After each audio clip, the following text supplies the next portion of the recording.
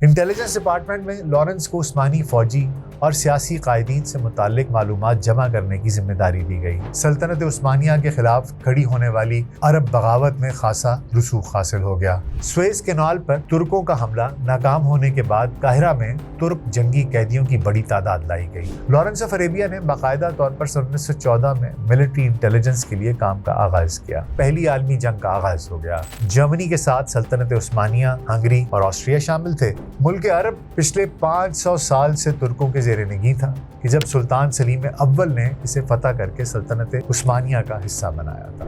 دریائے دجلہ کے کنارے ترک کرنل خلیل پاشا نے برطانیہ کے 10,000 سپاہ کو عبرتناک شکست دی تو انگریزوں کو یہ احساس ہو گیا کہ وہ مسلمانوں کا میدان جنگ میں اس طرح سے مقابلہ نہیں کر پائیں گے۔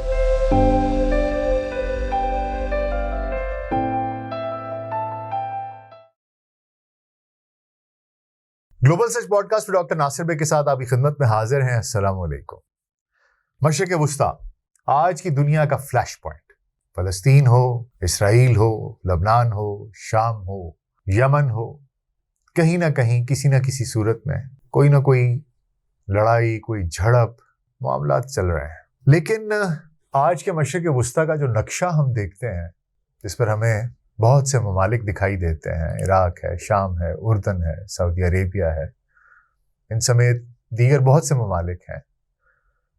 لیکن یہ تمام ممالک پہلے ایک ہی ملک تھا جسے سلطنت عثمانیہ کہا جاتا تھا، جو ترکی کے زیر انتظام سلطنت تھی، اور یہ سلطنت 1299 سے 1922 تک قائم رہنے والی ایک مسلم سلطنت تھی جس کے حکمران ترک تھے۔ اپنے عروج کے زمانے میں 16ویں اور 17ویں صدی تک یہ سلطنت 3 براعظموں پر پھیلی ہوئی تھی اور جنوب مشرقی یورپ، مشرق وسطیٰ اور شمالی افریقہ کا بیشتر حصہ اس کے زیر نگین تھا۔ اس عظیم سلطنت کی سرحدیں مغرب میں آبنائے جبرالٹر، مشرق میں قزوین اور خلیج فارس، اور شمال میں آسٹریا کی سرحدوں سلوواکیہ اور کریمیا جو موجودہ یوکرین ہے اس سے جنوب میں پھر سوڈان، صومالیہ اور یمن تک پھیلی ہوئی تھی۔ مالدووا، ٹرانسلوینیا اور ولاچیا کے باجگزار علاقوں کے علاوہ اس کے 29 صوبے تھے۔ محمد سادس یا محمد وحید الدین اس سلطنت کے 36ویں اور آخری فرمانروا تھے، جو اپنے بھائی محمد پنجم کے بعد 1918 سے 1922 تک تخت سلطانی پر متمکن رہے۔ انہیں 4 جولائی سے 1918 کو سلطنت کے بانی عثمان اول کی تلوار سے نواز کر 36ویں سلطان کی ذمہ داریاں دی گئی تھیں۔ ان کے دور حکومت کا سب سے اہم اور بڑا واقعہ جنگ عظیم اول تھا، جو سلطنت کے لیے تباہ کن ثابت ہوا۔ جنگ میں شکست کے نتیجے میں برطانوی افواج نے بغداد اور فلسطین پر قبضہ کر لیا اور سلطنت کا بیشتر حصہ اتحادی قوتوں کے زیر قبضہ آ گیا۔ اپریل سے 1920 کی سان ریمو کانفرنس کے نتیجے میں شام پر فرانس اور فلسطین اور مابین النہرین پر برطانیہ کا اختیار تسلیم کر لیا گیا۔ 10 اگست سے 1920 کو سلطان کے نمائندوں نے معاہدہ سیورے پر دستخط کیے، جس کے نتیجے میں اناطولیہ اور ازمیر سلطنت عثمانیہ کے قبضے سے نکل گئے اور ترکی کا اثر مزید سکڑ گیا، جبکہ معاہدے کے نتیجے میں انہوں نے حجاز میں آزاد ریاست کو بھی انہیں تسلیم کرنا پڑا۔ دوسری جانب ترک قوم پرست سلطان کی جانب سے معاہدے کو تسلیم کرنے کے فیصلے پر سخت نالان، اور انہوں نے 23 اپریل سے 1920 کو انقرہ میں مصطفیٰ کمال اتا ترک کی زیر قیادت ترک ملت مجلس عالی، ترک زبان میں ترک بیوک ملت مجلسی، اس کا اعلان کر دیا۔ سلطان محمد سادس کو تخت سلطانی سے اتار دیا گیا اور عارضی آئین نافذ کیا گیا۔ قوم پرستوں نے جنگ آزادی میں کامیابی کے بعد 1 نومبر 1922 کو سلطنت عثمانیہ کے خاتمے کا باضابطہ اعلان کیا اور سلطان کو ناپسندیدہ شخصیت قرار دیتے ہوئے ملک بدر کرنے کا فیصلہ کیا، جو 17 نومبر کو بذریعہ برطانوی بحری جہاز مالٹا روانہ ہوئے اور بعد ازاں انہوں نے زندگی کے آخری ایام اطالیہ میں گزارے۔ 19 نومبر 1922 کو ان کے قریبی عزیز عبد المجید آفندی، عبد المجید ثانی کے نام سے بھی جن کو پکارا جاتا ہے، ان کو نیا خلیفہ چنا گیا، جو 1924 میں ان کی خلافت کے خاتمے تک یہ ذمہ داریاں وہ سنبھالتے رہے۔ محمد سادس کا انتقال 16 مئی سن 1926 کو سان ریمو اٹلی میں ہوا اور انہیں دمشق کی تکیہ سلیمانیہ میں سپرد خاک کیا گیا۔ آج ہم جن ممالک کو عرب ممالک یا خلیجی ریاستیں کہتے ہیں، یہ سب کی سب سلطنت عثمانیہ کا حصہ ہوا کرتی تھیں، اور یہ سب ایک ہی سلطنت تھی، ایک ہی ملک تھا۔ سوچنے کی بات یہ ہے کہ ایسا کیا ہوا کہ سلطنت ایک نہ رہی اور مختلف ملکوں میں تقسیم ہو گئی، اور اس ایک عظیم سلطنت کو حصوں بخروں میں تقسیم کر دیا گیا۔ اس سلطنت کو ان حصوں بخروں میں تقسیم کرنے والا وہ کردار کون تھا جس نے سازشوں کے جال بنے؟ اس عظیم سلطنت کے خلاف عربستان کے باسیوں کو ورغلایا، اور انہوں نے اسلامی ریاست کے بدترین دشمنوں یہود و نصارہ کے ساتھ مل کر سلطنت عثمانیہ کے خلاف بغاوت کر دی۔ تو جناب چلیں آج اس راز سے پردہ اٹھاتے ہیں کہ وہ شخص کون تھا۔ ہم بہت تحقیق اور ریسرچ کے بعد یہ ویڈیوز آپ تک لے کے آتے ہیں۔ اگر آپ کو ہمارا کانٹینٹ پسند آ رہا ہے تو ہمارے چینل کو سبسکرائب کیجئے، بیل آئیکن کو کلک کیجئے تاکہ آپ کوئی ویڈیو مس نہ کیجئے، اور اگر آپ UK US کینیڈا کے رہنے والے ہیں تو آپ ہمیں تھینکس کا بٹن پریس کر کے بھی اپریشیٹ کر سکتے ہیں۔ آپ کا بہت بہت شکریہ۔ Thomas Edward Lawrence, TE Lawrence, جس کا شمار 20ویں صدی کی ایسی شخصیات میں ہوتا ہے جسے بعد از موت ایک افسانوی کردار جیسی شہرت ملی، اور دنیا اسے لارنس آف عربیہ کے نام سے جانتی ہے۔ اپنی فوجی مہمات سے برطانیہ میں ممتاز مقام حاصل کرنے والا TE لارنس، اس نے باقاعدہ فوجی تربیت حاصل نہیں کی تھی، البتہ پہلی عالمی جنگ میں اس کی مہمات نے دور رس اثرات مرتب کیے، اور اس غیر تربیت یافتہ فوجی نے جدید مشرق وسطیٰ کی تشکیل میں کلیدی کردار ادا کیا۔ اس کی ابتدائی زندگی سے اس بات کا شائبہ بھی نہیں ہوتا تھا کہ وہ کوئی کامیاب عسکری تدبیر کار جسے کہ اسٹریٹجسٹ کہتے ہیں، یا کوئی مہم جو وہ بن سکے گا۔ اس کے بچپن کے یا ابتدائی رجحانات ان سے اگر اندازہ لگایا جاتا تو یہی اندازہ لگایا جا سکتا تھا کہ وہ ایک آرکیولوجسٹ یا ماہر آثار قدیمہ بنے گا، کیونکہ آرکیولوجی کی طرف اس کا میلان تھا۔ مگر اس نے اپنی زندگی میں ایسا کردار ادا کیا کہ وہ ترکوں کے خلاف عربوں کی بغاوت منظم کرنے میں ایک اہم کردار ثابت ہوا کہ اس کا ذکر تاریخی حوالہ بن چکا۔ یہ 16 اگست 1888 کا روز تھا کہ انگلستان کے ایک زمیندار تھامس چیپمین اور اس کی ملازمہ سارا جونز کے ہاں ایک بیٹا پیدا ہوا۔ وہ دونوں شادی شدہ نہیں تھے، سو اس بچے کا کیا سٹیٹس تھا یہ آپ خود سمجھ سکتے ہیں۔ اسے لڑکپن ہی میں اپنے والدین کے تعلق کی نوعیت کا علم ہو گیا تھا، اور اپنی اس غیر قانونی حیثیت کے احساس نے اس کی زندگی کو متاثر بھی کیا تھا۔ لارنس نے 1896 میں city of Oxford high school میں داخلہ لیا اور 1907 تک تعلیم مکمل کی۔ بچپن میں وہ سب سے الگ تھلگ رہنے والا خاموش لڑکا تھا، لیکن اس میں بلا کا تحمل تھا۔ دور نوجوانی میں لارنس کو تاریخی مقامات میں بہت دلچسپی تھی۔ سن 1906 سے سن 1907 کے دوران اس نے فرانس میں قلعوں کی طرز تعمیر کا مطالعہ کیا، اور بعد ازاں آکسفورڈ یونیورسٹی میں بھی اس نے یہ سلسلہ جاری رکھا۔ سن 1908 میں لارنس نے شام میں صلیبی دور کے قلعوں کا مطالعاتی دورہ بھی کیا، اور اسی دوران لارنس نے شام اور فلسطین کے علاقوں میں 1770 کلومیٹر کا سفر کیا، جو اس دور میں ایک بڑا خطرہ مول لینے کے مترادف تھا۔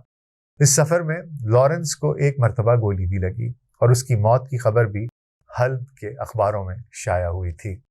اس سفر کے دوران کی گئی تحقیق کی بنیاد پر لارنس نے صلیبی جنگوں کے یورپی فوجی تعمیرات پر اثرات کے موضوع پر BA کا مقالہ بھی لکھا۔ سن 1910 میں لارنس نے آکسفورڈ سے آنرز کی ڈگری حاصل کی، اور اس کے بعد لارنس نے دوبارہ مشرق وسطیٰ کا سفر کیا اور موجودہ لبنان میں شامل شہر جبیل میں عربی زبان سیکھی۔ اپنے اس تعلیمی سفر کی وجہ سے مشرق وسطیٰ لارنس کی توجہ کا مرکز بن چکا تھا، اور پھر نومبر 1910 میں اسے شام میں کارکمیش کے قدیم آثار کی کھدائی کی ملازمت مل گئی۔ اسی سلسلے میں لارنس نے سن 1911 میں شام کا سفر کیا اور اگلے 4 برس تک مشرق وسطیٰ میں آثار قدیمہ پر کام کیا۔ اس پورے عرصے میں لارنس مسلسل ان علاقوں میں کام کرتا رہا جو سلطنت عثمانیہ کی حدود میں شامل تھے۔ کارکمیش میں کام کرتے ہوئے لارنس نے آرکیولوجی اور عربی میں اپنی مہارت بڑھائی۔ یہاں کام کے دوران لارنس کو عرب روایات کے بارے میں گہری معلومات حاصل ہوئیں، اور اگلے ہی برس اس نے موجودہ عراق میں شامل علاقوں کا سفر بھی کیا۔ لارنس نے اسی دوران برطانیہ کے لیے جاسوسی بھی شروع کر دی تھی۔ اس تاثر کے لیے یہ دلیل بھی پیش کی جاتی ہے کہ لارنس نے شام میں کارکمش کے علاقے سے گزرنے والی برلن تا بغداد ریلوے لائن کی تفصیلات جمع کرنی شروع کر دی تھیں، جسے جرمن انجینئرز نے تعمیر کیا تھا۔ لارنس نے سن 1911 میں بصرہ کے ایک ہوٹل میں اپنا خفیہ ادارہ قائم کیا۔ وہ مسلسل اہم معلومات اور راز برطانیہ منتقل کرتا رہا۔ لارنس عربی زبان کمال رکھتا تھا، مہارت۔ اس نے اپنے مشن کو کامیاب بنانے کی غرض سے ڈرامہ کیا۔ وہ بصرہ کی مسجد میں گیا اور قبول اسلام کا جعلی اعلان بھی کر دیا۔ اب وہ عربوں میں ایک نیک شخصیت کے طور پر مشہور ہو گیا تھا۔ لارنس نے عربوں میں غدار سرداروں اور دیگر باغی لوگوں کو تلاش کر کے ان کو اپنے ساتھ ملا لیا۔ جو ساتھ شامل نہیں ہونا چاہتے تھے ان کو قوم پرستی کے جذبات میں الجھا کر اپنے ساتھ ملا لیا۔ لارنس آف عربیہ نے باقاعدہ طور پر سن 1914 میں ملٹری انٹیلیجنس کے لیے کام کا آغاز کیا۔ اسے اس کے کالج کے ایک ساتھی لیونارڈ وولی نے جزیرہ نما سینائی میں ہونے والے ایک سروے میں شریک ہونے کی دعوت ارسال کی تھی۔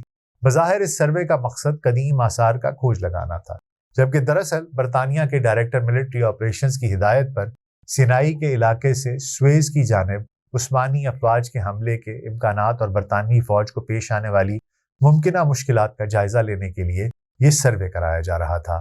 لارنس اور اس کا دوست وولی سویلین کے طور پر اس سروے میں شریک ہوئے، اور اسی دوران لارنس کی ملاقاتیں کئی انٹیلیجنس افسران سے ہوئیں۔ سن 1914 میں جب عالمی جنگ کا آغاز ہوا تو لارنس نے برطانیہ کے جنرل اسٹاف انٹیلیجنس کے جیوگرافیکل سیکشن میں باقاعدہ شمولیت اختیار کی۔ لارنس نے سویلین کی حیثیت سے کام کا آغاز کیا، تاہم 26 اکتوبر سن 1914 کو اسے باقاعدہ فوج میں سیکنڈ لیفٹیننٹ بنا دیا گیا۔ یہ تقرری ایسے افسران کی اسپیشل لسٹ کے تحت ہوئی جو باقاعدہ فوجی تربیت کے بغیر کسی خاص مشن کے لیے بھرتی کیے جاتے ہیں۔ کچھ ہی دنوں بعد پہلی عالمی جنگ کا آغاز ہو گیا، جس میں اس وقت کی بڑی عالمی قوتوں کے دو بڑے گروہ آمنے سامنے تھے۔ مرکزی طاقتوں کے گروہ میں جرمنی کے ساتھ سلطنت عثمانیہ، ہنگری اور آسٹریا شامل تھے، جبکہ برطانیہ، فرانس اور روس اتحادی گروپ کی سرکردہ قوتیں تھیں۔ اسی دوران وہ دسمبر سن 1914 میں لارنس قاہرہ میں انٹیلیجنس ڈپارٹمنٹ میں شامل ہو گیا۔ لارنس اس علاقے میں آثار قدیمہ کی کھدائی کے کام کا تجربہ رکھتا تھا، لیکن کسی کو اندازہ نہیں تھا کہ اس کی مقامی زبان، قبائل اور جغرافیے سے واقفیت خطے کے مستقبل سے متعلق انتہائی اہم مہمات میں کام آنے والی ہے۔ انٹیلیجنس ڈپارٹمنٹ میں لارنس کو عثمانی فوجی اور سیاسی قائدین سے متعلق معلومات جمع کرنے کی ذمہ داری دی گئی۔ موصول ہونے والی معلومات کی بنیاد پر لارنس نے ان کے تفصیلی شخصی خاکے لکھے، جن میں انسانی نفسیات سے متعلق ان کی گہری معلومات اور تجزیے کی صلاحیت جھلکتی تھی۔ اس دوران سویز کینال پر ترکوں کا حملہ ناکام ہونے کے بعد قاہرہ میں ترک جنگی قیدیوں کی بڑی تعداد لائی گئی، اور لارنس کو ان قیدیوں سے انٹرویو کرنے کی ذمہ داری دی گئی۔ لارنس چونکہ پہلے ہی سلطنت عثمانیہ میں شامل فلسطینی اور شام کے علاقوں کے بارے میں وسیع معلومات رکھتا تھا، اس لیے ترکی کے فوجیوں سے بہت جلدی بے تکلف ہو گیا، گھل مل گیا، اور بے تکلف ہو کر اس نے ان سے فوج کے متعلق بہت سی معلومات حاصل کی، بہت سی باتیں جان گیا۔ قیدیوں سے ہونے والی گفتگو سے لارنس کو اندازہ ہو گیا تھا کہ ترک فوج میں شامل عربوں کو تنخواہوں، طبی سہولتوں اور ترک فوجی افسران کی ناقص کارکردگی اور ان پہ بڑھتے جرمن اثر و رسوخ سے متعلق شکایات ہیں، اور اس سے وہ نالاں ہیں ان وجوہات کی بنا پر۔ لارنس ان معلومات کی بنیاد پر اس نتیجے پر پہنچ گیا کہ عثمانی افواج میں شامل عربوں کو بغاوت پر آسانی سے اکسایا جا سکتا ہے۔ 1915 میں جب ترک مجاہدوں نے انگریز حملہ آوروں کو ناکوں چنے چبائے اور مارچ 1916 کو دریائے دجلہ کے کنارے ترک کرنل خلیل پاشا نے برطانیہ کے 10,000 سپاہ کو عبرتناک شکست دی، تو انگریزوں کو یہ احساس ہو گیا کہ وہ مسلمانوں کا میدان جنگ میں اس طرح سے مقابلہ نہیں کر پائیں گے۔ لارڈ کرزن نے ہوگرز کے ذریعے تقسیم کرو اور حکومت کرو، یعنی کہ ڈیوائیڈ اینڈ رول، اس کے مشن پر عمل کرنے کی ہدایات۔ لارنس نے عربی لباس بھی پہننا شروع کیا۔ وہ عربی زبان بہت اس کو اچھی خاصی آتی تھی، لہٰذا لارنس آف عربیہ کے نام سے وہ وہاں پر مشہور ہو گیا۔ ستمبر سن 1911 میں اس نے بصرہ کے ہوٹل میں جاسوسی کا ادارہ قائم کیا اور 2 عرب نوجوانوں کو بھی اپنے ساتھ شامل کیا۔ ایک جاسوس یہودی لڑکی بھی اس کے ہمراہ تھی جس نے اس کی بڑی مدد کی۔ اس کا نام گرٹروڈ بیل تھا اور دراصل وہ برطانیہ کے سب سے معزز غیر عیسائی یعنی کہ یہودی افسر سر ہیو بیل کی بیٹی اور مشہور لبرل سیاستدان سر لوتھین بیل کی پوتی تھی۔ اس نے عربی نوجوانوں پر دام حسن ڈال کر ترکوں کی بیخ کنی شروع کر دی۔ انگریزوں نے لارنس کو ہدایت کی کہ وہ برلن سے بغداد جانے والی ریلوے لائن سے متعلق اطلاعات لندن پہنچائے اور ایسے افراد کا انتخاب کرے جو ضمیر فروش ہونے کے ساتھ ساتھ بااثر بھی ہوں۔ ان دنوں عراقی ریلوے لائن دریائے فرات تک پہنچ چکی تھی اور دریا پر پل باندھا جا رہا تھا۔ اس پل کے قریب لارنس نے آثار قدیمہ کے نگران اعلیٰ کا روپ دھار کر کھدائی شروع کروا دی۔ آثار قدیمہ کی کھدائی محض بہانہ تھی، اصل مقصد برلن بغداد ریلوے لائن کو اس کی جاسوسی کرنا تھا۔ یہاں سے وہ ہر روز خبریں لکھ کر لندن روانہ کرتا تھا۔ اپنا مقصد حاصل کرنے کے لیے اس نے مزید غداروں اور ضمیر فروشوں کی تلاش شروع کی۔ کافی تگ و دو کے بعد اس نے ترک پارلیمنٹ کے رکن سلیمان فائزی کا انتخاب کیا اور خطیر رقم کا لالچ دے کر اس کو اپنا ہمنوا بنانے کی کوشش کی۔ فائزی نے بڑی حقارت سے اس کی پیشکش ٹھکرا دی اور دھکے مار کر لارنس کو نکال دیا۔ لارنس بڑا عقل مند اور جہاں دیدہ تھا۔ اس نے سلیمان فائزی سے کنارہ کشی اختیار کی اور کافی غور و فکر کے بعد فیصلہ کیا کہ برطانیہ کے لیے قابل اعتماد اعلی کار اور اپنے ڈھب کا غدار اس کو پڑھے لکھے، دولت مند اور سیاسی لوگوں میں سے نہیں مل سکتا۔ اس لیے وہ بصرہ کی مسجد میں گیا اور مسلمان ہونے کا اعلان کیا۔ عربی لباس پہن کر عرب صحرا نشینوں میں گھل مل گیا۔ لارنس نے بدوؤں میں 2 لاکھ پاؤنڈز ہر ماہ تقسیم کرنا شروع کر دیے۔ اس نے پاؤنڈز پانی کی طرح بہائے اور بہا کر عربوں کو اپنا مداح بنا لیا۔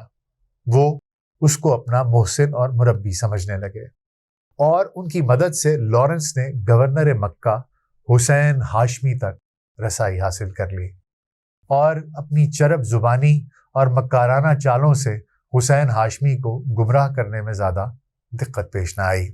پاسبان حرم کو شیشے میں اتارنے کے بعد لارنس نے اپنی پوری توجہ حسین ہاشمی کے بیٹوں عبداللہ، علی، فیصل اور زید پر مرکوز کی۔ اس نے صلیبیوں اور مسلمانوں کے قدیم مارکوں کا بہت گہرائی سے مطالعہ کر رکھا تھا۔ وہ مسلمانوں کی طاقت اور ان کی کمزوریوں سے بخوبی واقف تھا۔ وہ جانتا تھا کہ مسلمانوں میں جب تک اتحاد ہے، جذبہ جہاد ہے، یہ 2 چیزیں موجود ہیں، ان کا مقابلہ کرنا بہت مشکل ہے اور ان کا کچھ بھی بگاڑا جا سکے یہ ممکن نہیں ہے۔ اس مسئلے کا حل لارنس نے یہ نکالا کہ مسلمانوں کو آپس میں لڑوا دیا جائے تاکہ جذبہ جہاد، تعصب اور قوم پرستی جیسی برائیوں میں دب کر رہ جائے۔ ملک عرب پچھلے 500 سال سے ترکوں کے زیر نگین تھا کہ جب سلطان سلیم اول نے اسے فتح کر کے سلطنت عثمانیہ کا حصہ بنایا تھا۔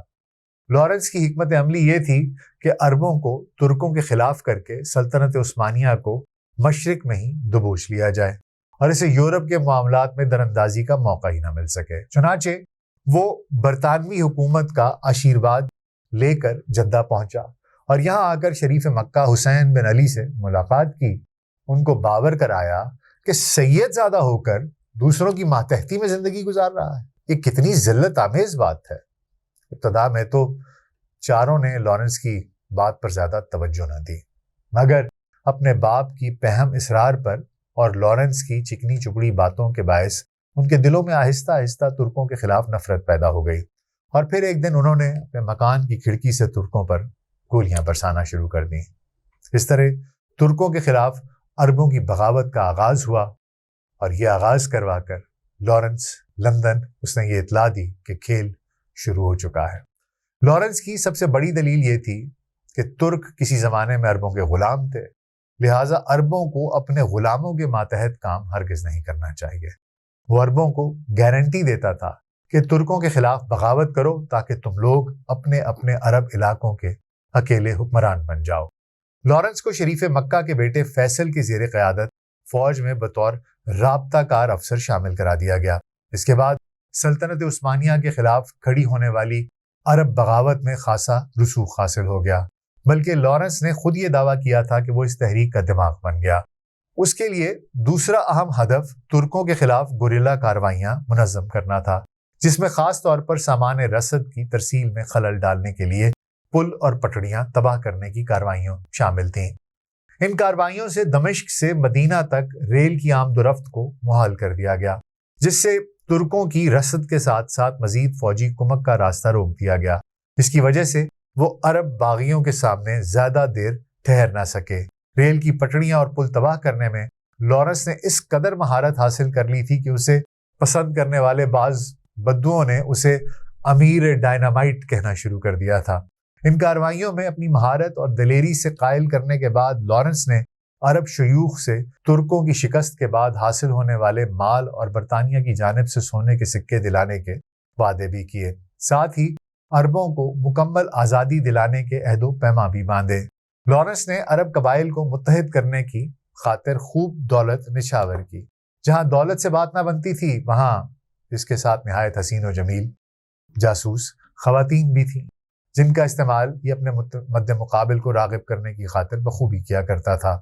لیکن زیادہ تر عرب صرف اپنی آزادی کے نام پر اس بغاوت میں شریک ہوئے اور اقتدار کے لالچ میں۔ اب لارنس نے عربوں کی چھوٹی چھوٹی فوجوں کے ہمراہ ترکوں کی چھاونیوں پر حملے شروع کیے۔ اس کے علاوہ حجاز ریلوے لائن، جو عرب میں ترکوں کو سپلائی پہنچانے کا واحد ذریعہ تھی، لارنس نے جگہ جگہ سے تباہ کر دی۔ سپلائی کٹ جانے کی صورت میں ترک فوج شہروں میں محصور ہو کر رہ گئی۔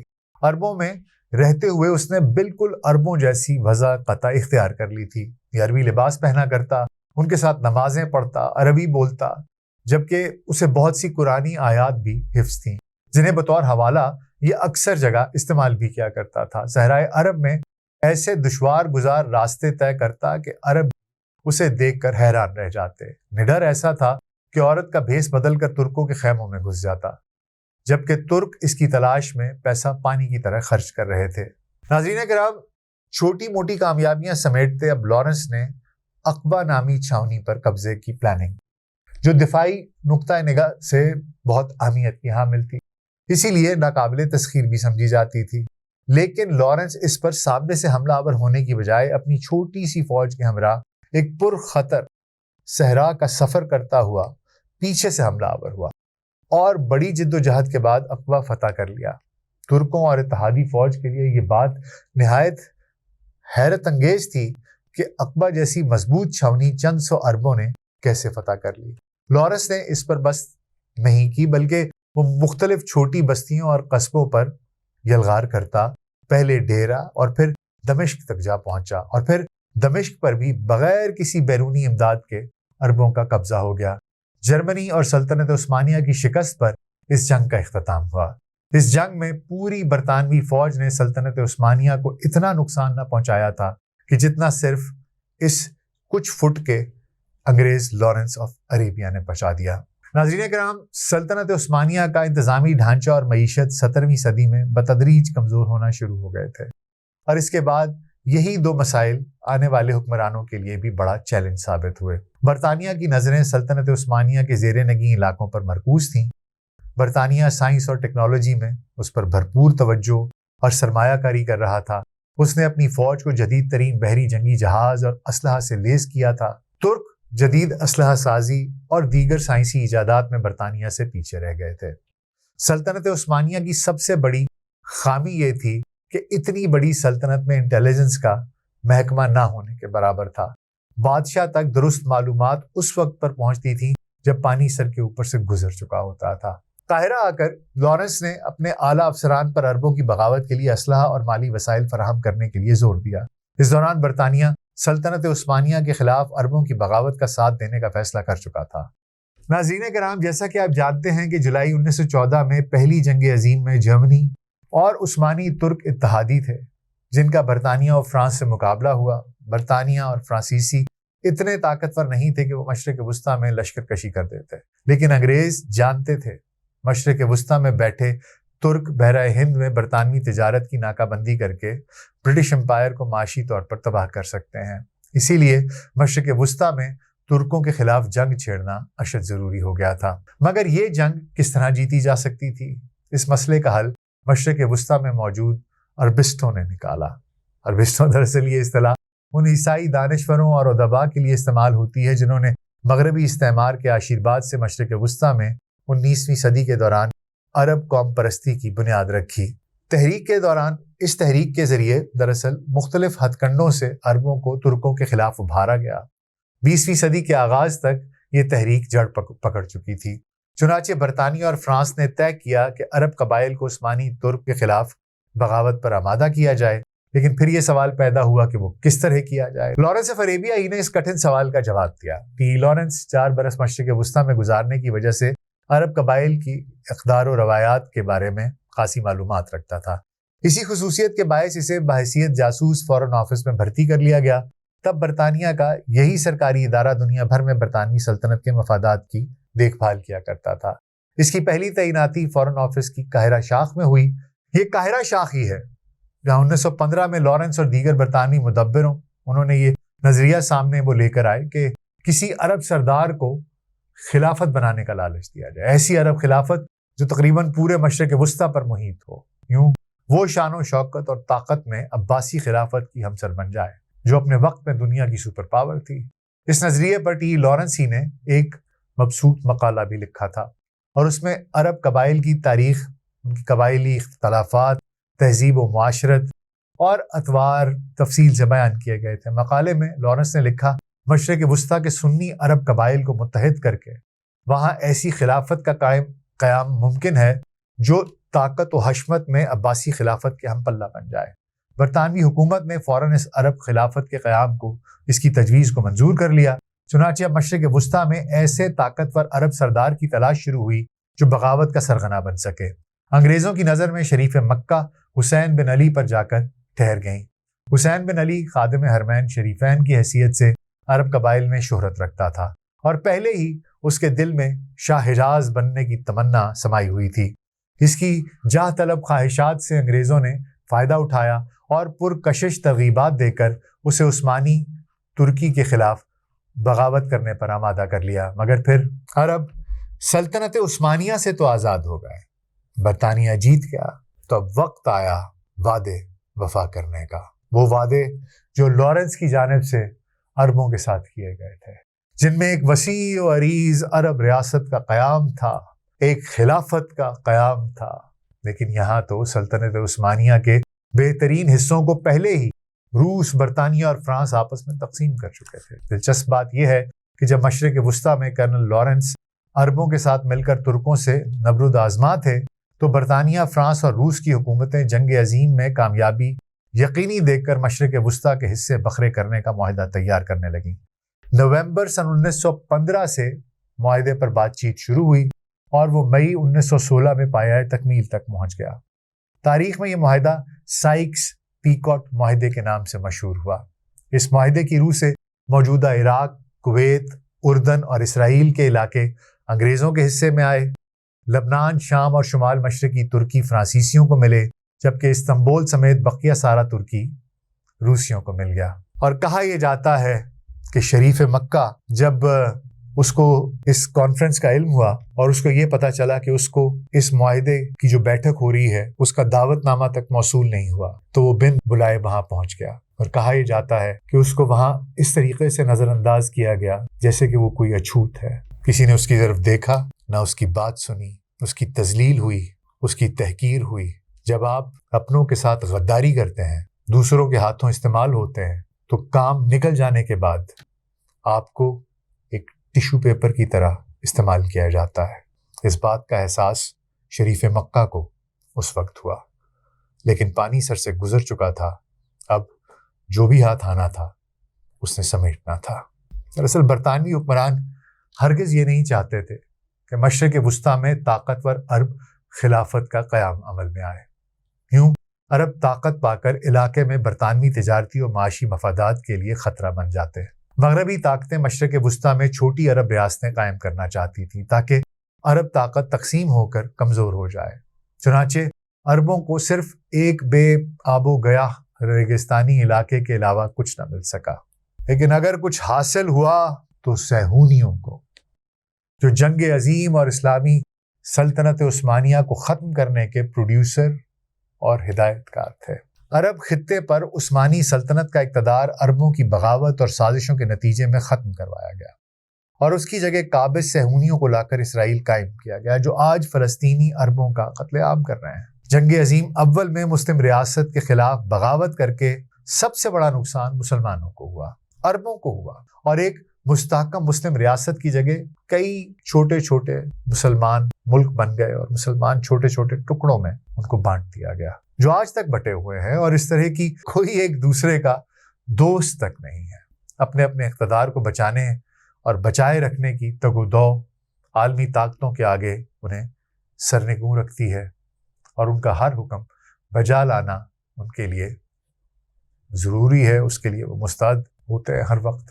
طاغوتی استعمار نے جو تہ در تہ سازشیں کی، ان کی داستان بہت عبرت انگیز ہے۔ وہ عیاں کرتی ہے کہ جب بھی مسلمان اتحاد و یگانگت چھوڑ کر تقسیم ہوئے، ذلت و زوال کی گڑھوں میں جا گرے۔ یہ داستان بتاتی ہے کہ شروع میں طاغوتی استعمار نے عثمانی ترک خلافت ختم کرنے کے لیے عربوں کو سہانے سپنے دکھائے، لیکن جوں جوں کامیابی قریب آئی، اس نے مشرق وسطیٰ پر قبضہ کرنے کے پلان پر کام تیز کر دیا۔ اس نے عرب خطے پر نئی عرب ریاستیں تشکیل دے کر وہاں کٹ پتلی حکمران بٹھا دیے، جو اب اپنے آقاؤں کے استقبال میں کھلے بالوں والی نازنیناؤں کو نچاتے ہیں، اربوں ڈالر، مہنگے ترین ہوائی جہاز اور قیمتی تحائف پیش کرتے ہیں، اور شاید یہی اب ان کا مقدر ہے۔ ترکوں کے خلاف بغاوت کرنے والے شریف مکہ کا انجام بھی اچھا نہیں ہوا۔ وہ 1925 تک ہی شاہ حجاز رہ سکا اور ابن سعود نے اس کی حکمرانی کا خاتمہ کر دیا۔ برطانوی اب اس کی بجائے ابن سعود کی حمایت کر رہے تھے۔ ادھر عراق میں 1958 میں فوج نے شہزادہ فیصل کی اولاد کی حکومت کا تختہ الٹ دیا۔ اب صرف اردن میں حسین بن علی کے وارث بادشاہ بنے بیٹھے ہیں۔ پھر یہ بنیادی تبدیلی بھی آ چکی ہے کہ اب مشرق وسطیٰ میں جاری گریٹ گیم میں سلطنت برطانیہ کی جگہ ریاستہائے متحدہ امریکہ لے چکا ہے، اور اب مشرق وسطیٰ کا نقشہ مزید تبدیل کر کے گریٹر اسرائیل کے قیام پر بھی کام شروع ہو چکا ہے۔ دیکھنا اب یہ ہے کہ کیا موجودہ عرب حکمران اب بھی وہی کچھ کریں گے جو ان کے بزرگوں نے آج سے 1 صدی پہلے کیا تھا، یا اب کے اسکرپٹ کچھ تبدیل ہوگا؟ کیا ہوگا یہ دیکھنے والے کے بعد ہی علم ہوگا۔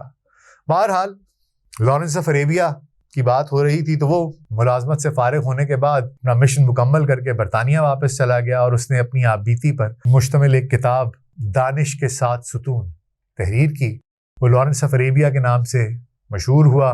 1935 میں ایک ٹریفک حادثے میں تھامس ایڈورڈ لارنس اپنا مشن پورا کر کے اس دنیا سے کوچ کر گیا۔ اسے خراج تحسین پیش کرنے کی غرض سے متعدد فلمیں، کئی ڈرامے اس کی زندگی پر بنائے جا چکے ہیں، اور مغرب اور انگریز اسے ایک بہت بڑے ہیرو کے طور پر یاد کرتی ہے۔ امید ہے آپ کو آج کا پوڈ کاسٹ پسند آیا ہوگا۔